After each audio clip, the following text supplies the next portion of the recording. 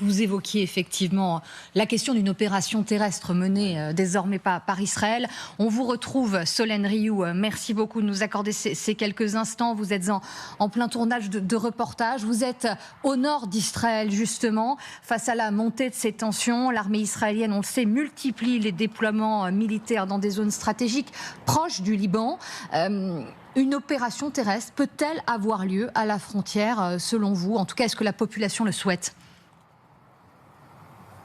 Vous savez, je vais faire une comparaison. Alors pour la population, rapidement, les avis sont très partagés. D'un côté, il y a ceux qui sont pour cette opération terrestre et qui estiment qu'elle est inévitable et qu'elle serait le seul moyen pour qu'Israël reprenne son destin en main dans la région. Et puis de l'autre, il y a ceux qui sont beaucoup plus prudents et qui trouvent qu'une opération terrestre engendrerait bien trop de pertes dans les rangs humains au sein des soldats israéliens. Alors, une comparaison intéressante avec Camille Souhaut, on a le sentiment de revivre ce qu'on a déjà vécu juste après le 7 octobre. Vous savez, quand on s'attendait d'un jour à l'autre à une incursion terrestre de l'armée israélienne à l'intérieur de la bande de Gaza et que l'on voyait tous les jours ces engins militaires, des blindés, des chars qui roulaient sur les routes, eh bien c'est exactement ce qui se passe en ce moment dans le nord d'Israël avec ces dizaines et ces dizaines de chars Merkava israéliens que l'on voit s'accumuler à la frontière avec le Liban. Ces militaires qui sont chargés justement de les acheminer sur leurs transporteurs de chars un peu plus vers le sud Liban nous expliquent que la fréquence de leur déplacement a augmenté ces derniers jours et quand on leur demande justement à eux s'ils sont pour une opération terrestre dans le sud du Liban, ils nous répondent que oui, que c'est inévitable et ils estiment surtout qu'aujourd'hui les soldats israéliens sont bien plus volontaires, plus déterminés et mieux entraînés et équipés qu'en 2006 lors de la deuxième guerre du Liban.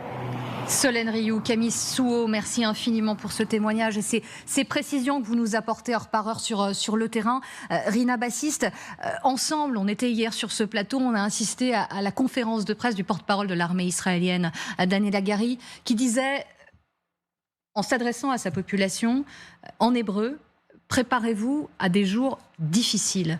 Là aussi, il y a une forme de préparation des esprits. Solène le disait, inévitable. Ça va arriver selon vous? Oui, je ne sais pas si c'est inévitable, mais bien sûr, l'armée se prépare. Il y avait le chef de l'armée, Herzi Halevi, qui a dit ça. Il y a le chef du commandement du Nord, Ori Gordon, qui a dit ça. Et on va aussi sur le terrain. Il y a déjà 2 brigades de réservistes qui étaient mobilisées en 24 heures. C'était très rapide. Bon, 2 brigades, ce n'est pas encore énorme. On ne parle pas du tout encore de la mobilisation d'après le 7 octobre. On est arrivé à 300 000 personnes. Là, on parle de quelques milliers. Mais le fait est que les chars sont là, à côté de la frontière. Est-ce que c'est inévitable? Pour l'instant, je pense d'abord on va voir cette continuation des bombardements. Il faudra à un certain moment que l'armée se décide aussi dans son opinion stratégique, si vous voulez bien. Est-ce que Israël peut écarter cette menace vis-à-vis les citoyens du Nord? Est-ce qu'Israël peut arrêter les bombardements des roquettes et des missiles sans entrer sur le terrain? C'est là où on résout les problèmes. Si la réponse est non, oui, là, il y aura une incursion terrestre. On a le sentiment que l'échelon politique, si c'est M. Netanyahou et aussi le ministre de la Défense, Yoav Gallant, eux aussi, ils se préparent à cette éventualité. Guillaume, là-dessus. Juste 2 points qui sont soulevés effectivement par Rina. Bon, d'abord, 2 brigades de réservistes mobilisés, c'est peut-être 10-12 000 hommes. C'est certainement pas un niveau divisionnaire et certainement pas en fait ce qui avait été mobilisé au lendemain du 7 octobre, c'est-à-dire 300 000 hommes. Deuxième point, je pense qu'il est très important en fait de considérer ça d'un point de vue géographique.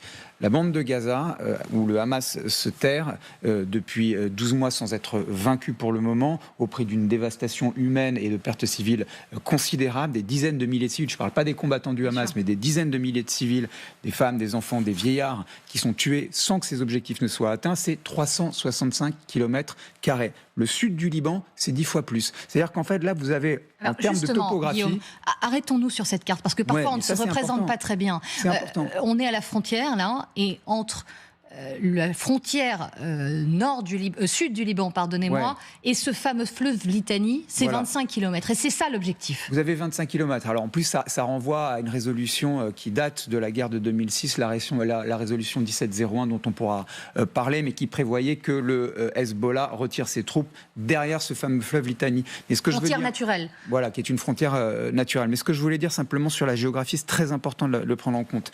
Et voilà pourquoi en fait, une telle opération militaire serait extrêmement périlleuse, même si on voit des chars, Merkava arriver, participe aussi d'une communication, d'un narratif de guerre.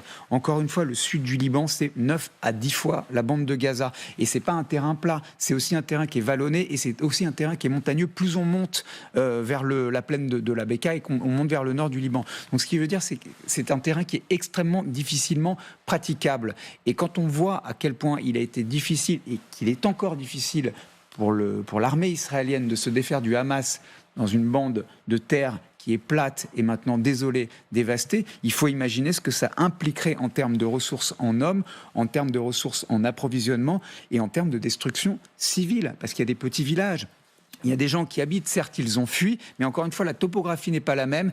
Et véritablement, encore une fois, l'enseignement qu'on doit tirer de tout cela, c'est que 2006 n'a pas été une victoire israélienne. C'est peut-être un match nul, appelons ça comme on veut, mais ça n'a pas été une victoire précisément pour ces raisons-là. Maxime Pérez, quand on écoute Guillaume, on se demande même si finalement Israël a les capacités d'attaquer le Liban par la voie terrestre. Il y a une forme de grande difficulté. Vous ajoutez à cela la fatigue des réservistes qui combattent depuis un an maintenant la bande de Gaza. Qui, pour la plupart d'entre eux, on l'a été rappelé ces derniers jours et dernières heures. Pardon, Maxime. Moi, je ne crois pas que l'armée israélienne agira là où on l'attend.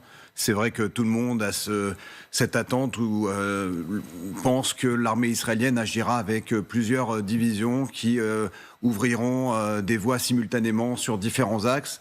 Je pense que si l'on a un petit peu de recul sur ce qui s'est déroulé à Gaza ces 11 derniers mois, et y compris lors des grandes manœuvres combinées de l'armée israélienne au mois de novembre dernier, on a vu d'abord l'armée israélienne traiter, entre guillemets, méticuleusement le nord de la bande de Gaza, qui était le gros de la force du Hamas au début de cette confrontation, et puis ensuite se concentrer sur le sud. Mais qu'a fait d'abord l'armée israélienne ? Elle a coupé en deux le territoire palestinien pour empêcher les passages d'un côté ou de l'autre de ce territoire palestinien. Et je pense que l'armée israélienne compte opérer de la même façon au sud Liban. On voyait très bien tout à l'heure ce qu'on appelle le doigt de Galilée. C'est cette région du nord d'Israël qui s'enfonce en territoire libanais, depuis lequel, en fait, on peut littéralement, avec une seule colonne de blindés, couper le sud Liban du reste du territoire libanais. Je pense que si l'armée de terre intervient, ce sera l'un des premiers objectifs qui sera mené sur les terrains. Et puis après, et c'est d'ailleurs là que les réservistes sont aussi positionnés. Ce siège, entre guillemets, mis en place, il sera beaucoup plus facile de mener des opérations ponctuelles. Je voudrais dire aussi, certes, que le Sud-Liban est un territoire qui est 10 fois plus important en taille, en superficie que la bande de Gaza, mais ces villages libanais ne représentent pas le défi qu'ont représenté les grandes villes palestiniennes comme Gaza, Beit Hanoun, Khan Younes, qui sont des grands centres urbains avec des immeubles parfois de 30 étages, dans des rues extrêmement étroites. Là, on avance quasiment à découvert. Alors certes, parfois un peu à flanc de montagne, il y a des collines, mais pour des troupes héliportées, pour des troupes commando, et j'en parlais tout à l'heure, c'est quelque chose qui est totalement réalisable. Rina Bassiste, juste rapidement dans la psyché de Benyamin Netanyahou aujourd'hui, est-ce que ça, c'est un nouvel objectif à atteindre ? Intervenir par la voie terrestre, ça peut représenter symboliquement aussi, malgré les appels de la communauté internationale à la désescalade, on voit qu'il n'écoute pas forcément, il n'écoute personne. Ça représente un nouvel objectif pour lui. Je ne suis pas tout à fait sûre, je suis d'accord avec ce que Guillaume a dit. Vraiment, son victoire sera si on arrive à une telle situation où les résidents du Nord non seulement puissent retourner chez eux, mais sont d'accord. Parce que ça ne suffira pas que la classe politique va dire « ça y est, on a vaincu Hamas, Hezbollah, pardonnez-moi, on a tué Hassan Nasrallah, c'est bon, vous pouvez retourner ». Il faudra vraiment que ces gens se sentent en sécurité et qu'ils sont d'accord d'amener leurs enfants pour que les écoles s'ouvrent, etc. Là, ça sera une vraie victoire de M. Netanyahou. Et là, il pourra peut-être écarter d'une certaine façon toute la critique israélienne depuis le 7 octobre. Maintenant aussi, Guillaume a bien évoqué la guerre, les souvenirs très douloureux d'Israël et des Libanais, bien sûr, de la guerre de 2006. Mais en Israël, on se souvient encore aussi de la première guerre du Liban en 1982. Et ça a pris plusieurs années, jusqu'à l'année 2000, pour que les derniers soldats israéliens sortent de ce qu'on appelle en hébreu, en fait, le marécage libanais, parce qu'on sait comment on entre, mais après, pour sortir, c'est extrêmement difficile. Donc, même si les plans, et ça, je suis d'accord avec Maxime, les plans sûrement sont prêts pour entrer, et il y a tous les renseignements et il y a tous les moyens militaires. Le Liban, on sait, il y a toujours des surprises, il y a toujours des obstacles que peut-être on ne peut pas se préparer en avance. Très rapidement, Guillaume. Ouais, très rapidement, je trouve que la comparaison avec la guerre de 1980, enfin l'invasion terrestre, l'invasion en fait par Israël du Liban, du Sud-Liban et du Liban jusqu'à Beyrouth en 1982, elle est très pertinente. Elle était accompagnée d'un objectif politique à l'époque, c'était chasser les fédayines de monsieur Arafat, les Palestiniens du Liban, d'où il entretenait une forme de guérilla précisément exactement comme celle que le Hezbollah mène avec ses roquettes et ses tirs transfrontaliers. À l'époque, c'était accompagné d'un objectif politique, c'était de chercher peut-être à installer des alliés d'Israël au plus haut sommet de cet État libanais. Et j'en termine là. Qu'est-ce qui s'est passé ? On a assisté à la création du Hezbollah et aujourd'hui, on est en 2024 et on parle encore une fois d'une nouvelle incursion possible d'Israël. Mais à quelle fin politique ? Avec quels objectifs ? Toute la question est là.